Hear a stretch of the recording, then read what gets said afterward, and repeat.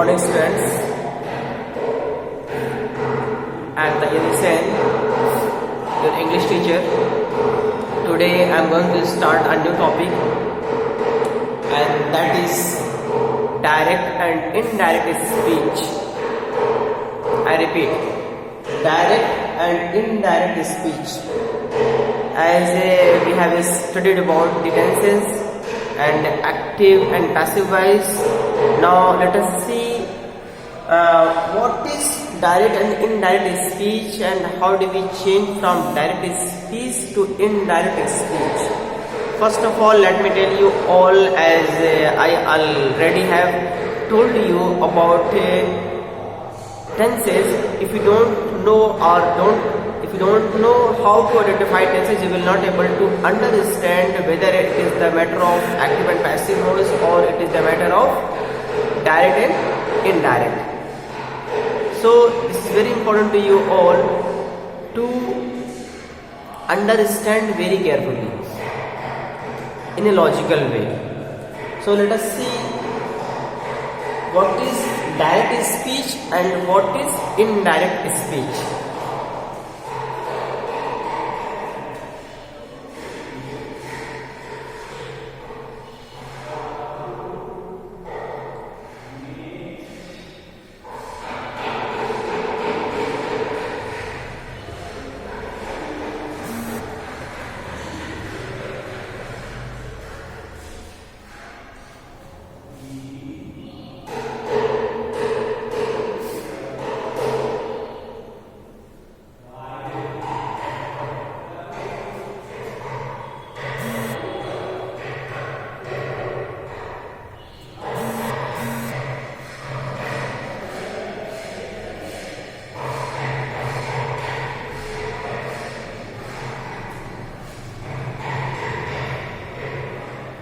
First of all, let us see the terms which are used in direct and indirect speech. Let us see the terms.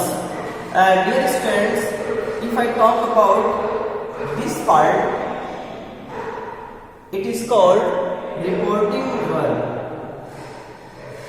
It is called reporting verb.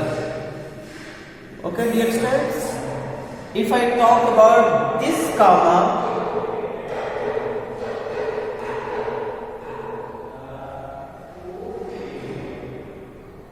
it is called comma. It is called comma.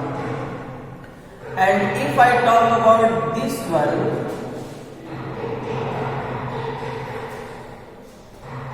it is called inverted comma.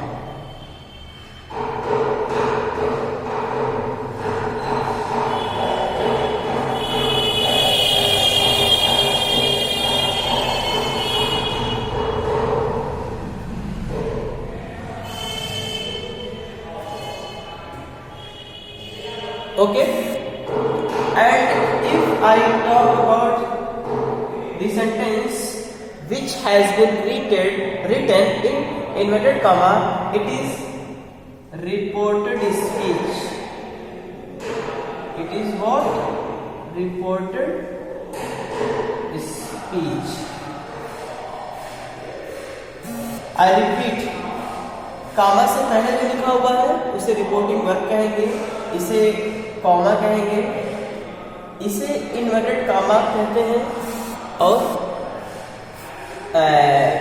Quotation marks भी कहते हैं. दोनों सही है. Inverted comma कहें या quotation marks कहें, दोनों ही सही है. Both are correct. एंड जो इन्वर्टेड कामा के अंदर जो लिखा होता है उसे कहते हैं रिपोर्टेड स्पीच. मुझे लगता है कि इतनी बात आपको समझ में आई. एक बात और रखें, इन्वर्टेड कामा में जो पहला लेटर होता है, इन्वर्टेड कामा का के अंदर जो पहला लेटर होता है वो कैपिटल होता है. याद रखिएगा, ये कैपिटल होगा. स्मॉल लिखेंगे तो रॉन्ग. कैपिटल.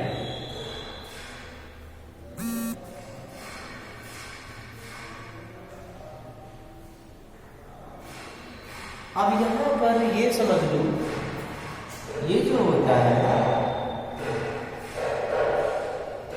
डायरेक्ट स्पीच जो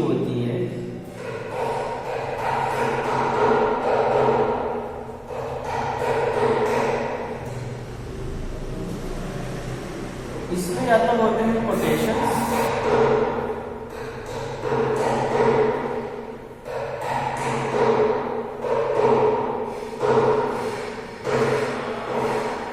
या फिर इसमें होते हैं डायलॉग।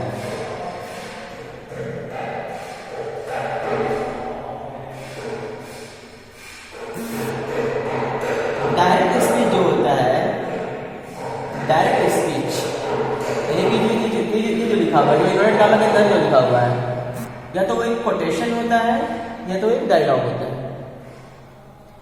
डायरेक्ट स्पीच इसको कहते, इसका नाम ये है, ये डायरेक्ट स्पीच है। ये जो डायरेक्ट स्पीच आता है,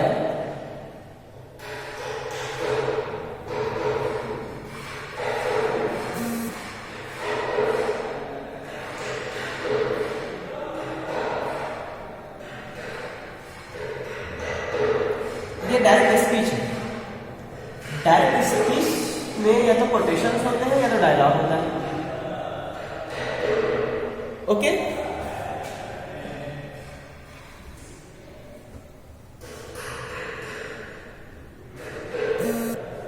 अब एक चीज और देखिएगा इसमें, मुझे लगता है आप लोगों ने लिख लिया होगा।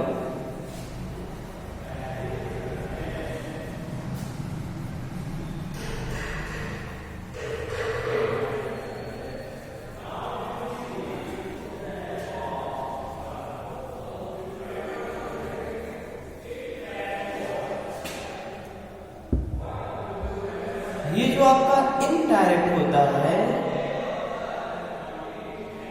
वो एक्चुअली इस नरेशन होता है।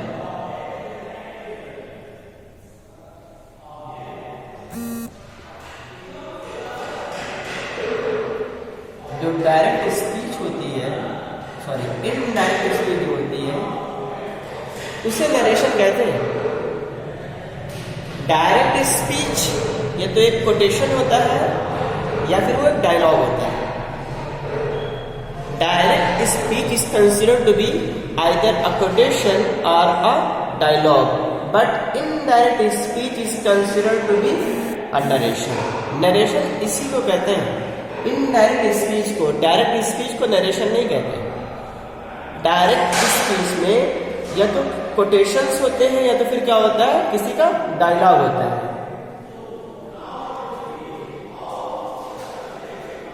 इसे यहां पर देखो,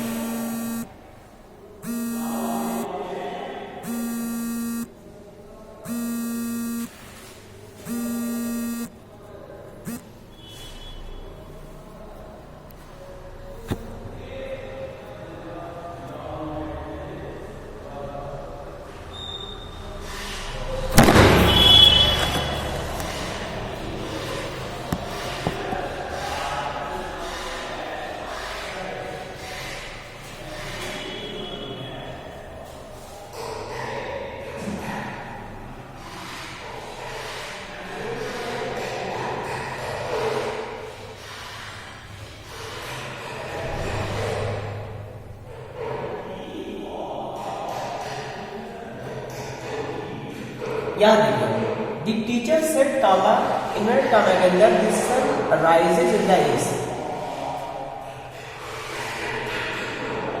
यहां पर ये जो है, ये पार्ट जो है इसी को कहते हैं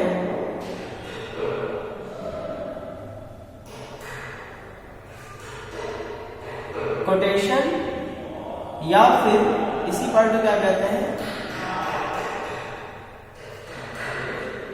डायलॉग। ये जो पार्ट होता है मीन्स से जो रिपोर्टेड स्पीच होती है,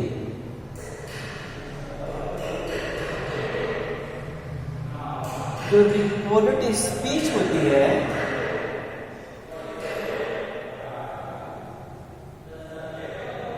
उसी को कोटेशन या डायलॉग कहते हैं।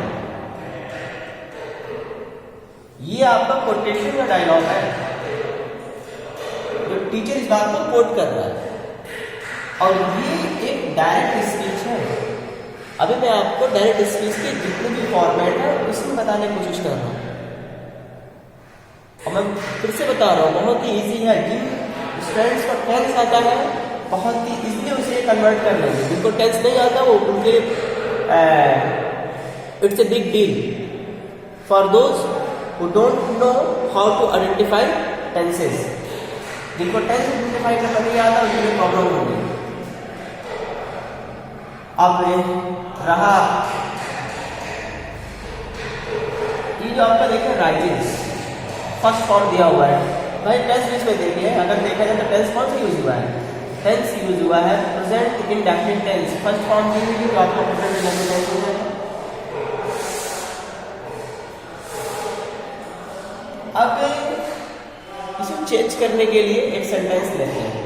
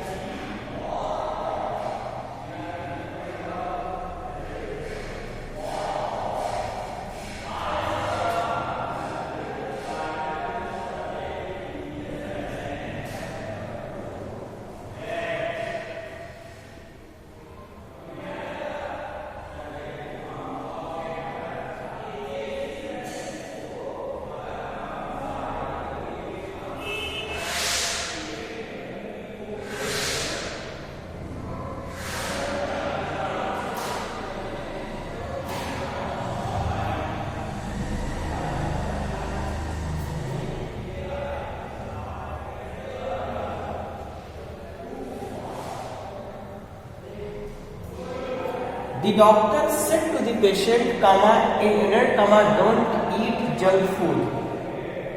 Now look at this sentence. Dear students, let me tell you, whenever you are going to change from direct to indirect speech, you must keep in mind what kind of sentence is it which has been given in reported speech. Reported speech में किस तरह का sentence है? Reported speech में किस तरह का sentence है? अगर वो सेंटेंस यहां लिख रहा हूं, अगर वो सेंटेंस असर्टिव है, अगर वो सेंटेंस असर्टिव है उसका कॉन्सेप्ट कुछ और है। अगर वो सेंटेंस इंटरोगेटिव है उसका कॉन्सेप्ट कुछ और है। अगर वो सेंटेंस इंपरेटिव है उसका कॉन्सेप्ट कुछ और है। अगर वो सेंटेंस ऑप्टेटिव है उसका कॉन्सेप्ट कुछ और है। Assertive, interrogative, imperative, optative. एक और होता है एक्सक्लेमेटरी। एक्सक्लेमेटरी ये जो मैंने लिखा असर्टिव, इंटरोगेटिव, इंपरेटिव, ऑप्टेटिव और एक्सक्लेमेटरी, ये सारे के सारे रिपोर्टेड स्पीच के अंदर आ सकते हैं। और रिपोर्टेड स्पीच मैंने किसको बताया है? जो इन्वर्टेड कॉमा के अंदर होता है। फिर से बता रहा हूँ, रिपोर्टेड स्पीच जो होता है वो इन्वर्टेड कॉमा के अंदर होता है। ये assertive, interrogative, imperative, optative and exclamatory ये सेंटेंसेस रिपोर्टेड स्पीच के अंदर आ सकते हैं। और उसके बाद उसे कैसे चेंज करेंगे आगे हम लोग देखेंगे। Till then take care of yourself. Thank you so much for watching this video. And one more thing is that your examination is very close to be conducted.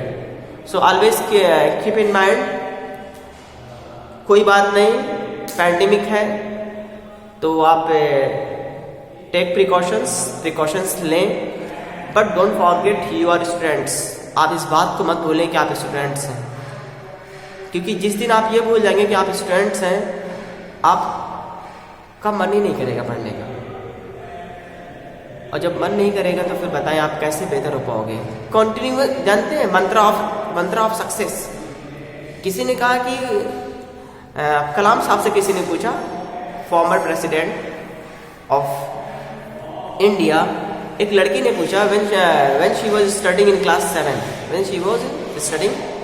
7, उसने कहा कलाम साहब व्हाट इज द मंत्र of success, कामयाबी का मंत्रा क्या है?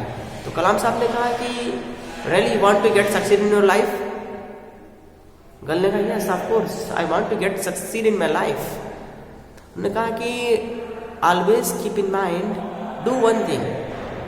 उसने कहा what's that, what should I do? उन्होंने कहा continuous improvement is the key to success. Continuous improvement is the key to success. जैसे जैसे आप अपने आप को इंप्रूव करते रहोगे डेली बेसिस पर, सच बता रहा हूं आप कामयाबी के बहुत करीब हैं, और यही आप सभी लोगों को करना भी है। Thank you so much.